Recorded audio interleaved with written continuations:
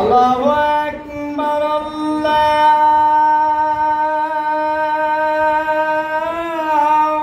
আকবার। চোখে আলো নেই, তবু আলো ছড়ান তিনি। অন্ধ হলেও দৃষ্টিশক্তির সীমা বাধ্যতা নয়, মনোবলের আলোয় উজ্জ্বল এক মানুষ তিনি।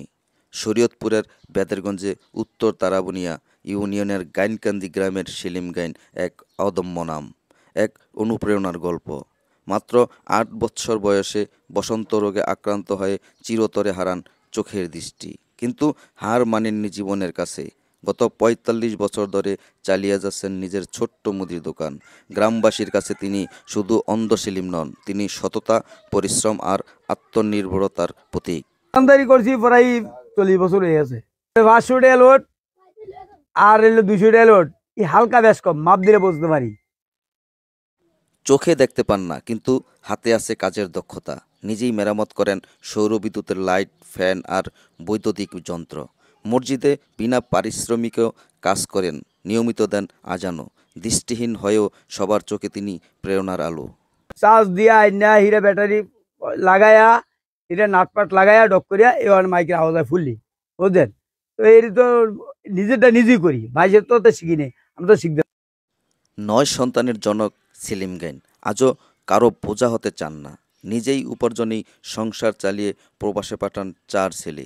সম্প্রতি দোকান থেকে চুরি গেছে ২০,০০০ টাকা, তবুও মনোবল হারাননি। প্রতিদিন সকাল থেকে রাত পর্যন্ত দোকানে বসে গ্রাহকদের সেবা দেন আগের মতোই।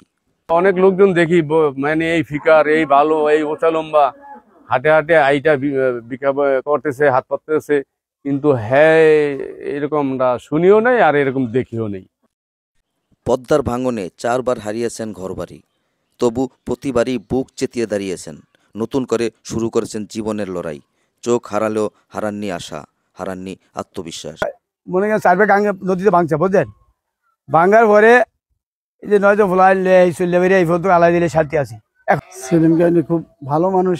আমার এই মুসল্লি, মসজিদে আমি যখন বাড়িতে ছুটিতে যাই তখন উনি মসজিদে আজান দেয় এবং দেখশন করে। মাইকের সমস্যা হইলে, মিশিংয়ের সমস্যা হইলে উনি এগুলা ঠিকঠাক করে আনায়।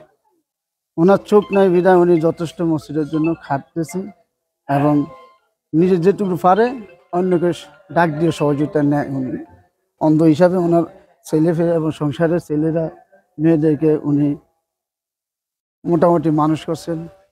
চোখ নাই তথাপি আল্লাহ চালানের তার যে ব্রেন, যে বিবেক বুদ্ধি, ইনশাল্লাহ উনি খাটায়া সংসারকে মেনটেন করে এই পর্যন্ত সুন্দরভাবে সংসার উন্নত চালে। এরপরে আবার উনি একটা দোকান নিজে চালাইতেছে, চোখে দেখে না, তারপরও টাকা পয়সা ৫০ টাকা ১০ টাকা নোট কিভাবে সে গণনা করে, এটা আশ্চর্য ব্যাপার। সেলিম গাইন প্রমাণ করেছেন অন্ধকার মানেই শেষ নয়। ইচ্ছাশক্তি, সততা আর পরিশ্রম থাকলে এক জোড়া চোখ না থেকেও মানুষ আলো ছড়াতে পারে পুরো সমাজে।